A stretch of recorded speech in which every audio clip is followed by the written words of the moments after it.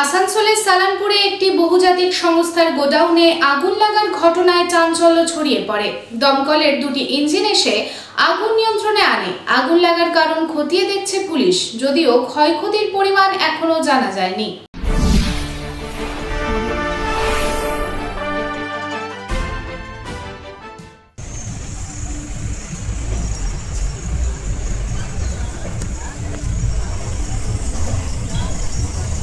পুনরায় ভয়াবহ অগ্নিকাণ্ড ঘটল সালানপুরে। ঘটনাকে ঘিরে রীতিমতো চাঞ্চল্য ছড়ায় এলাকায়। জানা যায়, সোমবার সকালে পশ্চিম বর্ধমান জেলার সালানপুর থানা অন্তর্গত আল্লাদি মোড়ের কাছে বিভিন্ন পণ্য সামগ্রী মজুত রাখা একটি গোডাউনে হঠাৎ করে আগুন লেগে যায়। আগুন এতটাই ছড়িয়ে পড়ে যে সেটি ভয়াবহ আকার নেয় এবং দাউ দাউ করে জ্বলতে থাকে।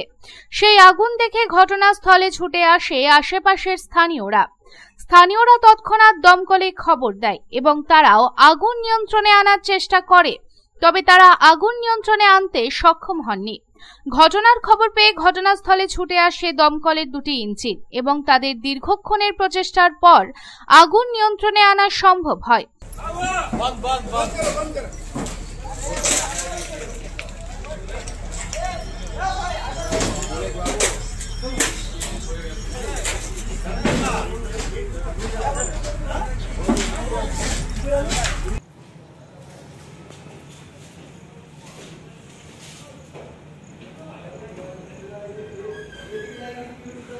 আল্লাদি মোড়ের ওই গোডাউনে বহুজাতিক সংস্থার পণ্য সামগ্রী রাখা ছিল বলেই জানা গেছে।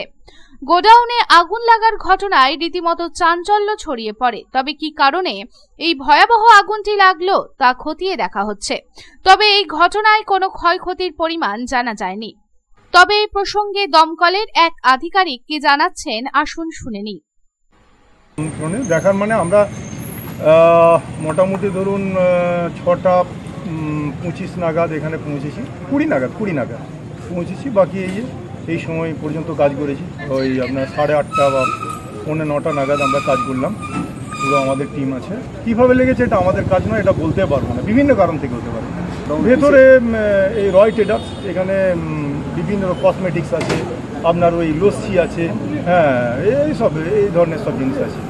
তারপর আপনার শ্যাম্পু, সাবান, এইসব গ্রোসারি আইটেমস, এগুলো সব না। এখানে তো তেমন কিছু, শুধু কয়েকটা এক্সটিংগুইশার ছাড়া আমরা কিছু দেখতে পাইনি। কয়েকটা এক্সটিংগুইশার দেখতে পেয়েছি। অবশ্যই প্রয়োজন আছে এখানে ফায়ারের FSR নিতে হবে। সেখানে আমরা রেকমেন্ড করে দেবো ফায়ার সেফটি রেকমেন্ডেশন, আমরা যে এই ব্যবস্থা রাখুন। 1, 2 হচ্ছে, তারপরে দেখবো যে সব ঠিকঠাক রেখেছে। ফায়ার সেফটি মেজার্স আছে, আপনার হাইড্রোন সিস্টেম আছে, স্প্রিংলার আছে, হ্যাঁ, as per instruction of West Bengal fire and emergency services. না, ওটা নেই, শুধু কিছু এক্সটিংগুইশার রাখা আছে, বাস্তবে কিছু নেই। কাগজে কি আছে বলতে পারবো না। আসানসোল থেকে সন্তোষ মণ্ডলের রিপোর্ট, पब्लिक टाइम्स। रानीगंज शहर की लाइफलाइन NSB रोड से सटे पॉश रेसिडेंशियल एरिया में श्रीजी बिल्डर्स एंड डेवलपर्स लेकर आया है श्रीजी टावर्स। श्री श्याम मंदिर एवं अमृत कुंज आश्रम के निकट सदानंद चक्रवर्ती लेन में खुले एवं सुनहरे वातावरण में बन रहा है श्रीजी टावर्स। आपके बजट में फिट होगा अत्याधुनिक सुविधाओं से लैस श्रीजी टावर्स की 2 and 3 BHK flats. Shriji towers के ब्लॉक ए में 900 स्क्वायर फीट से लेकर 1200 स्क्वायर फीट और ब्लॉक बी में 1000 स्क्वायर फीट से लेकर 1300 स्क्वायर फीट के 2 and 3 BHK फ्लैट्स होंगे उपलब्ध। इस रेसिडेंशियल टावर में आपको मिलेगी 24 आवर पावर बैकअप और सिक्योरिटी की सुविधा। इसके अलावा कम्युनिटी हॉल, जिम्नेशियम, लिफ्ट और पार्किंग स्पेस की सुविधा होगी उपलब्ध। अब अपने घर का सपना होगा पूरा। अधिक जानकारी के लिए संपर्क करें 9614147280।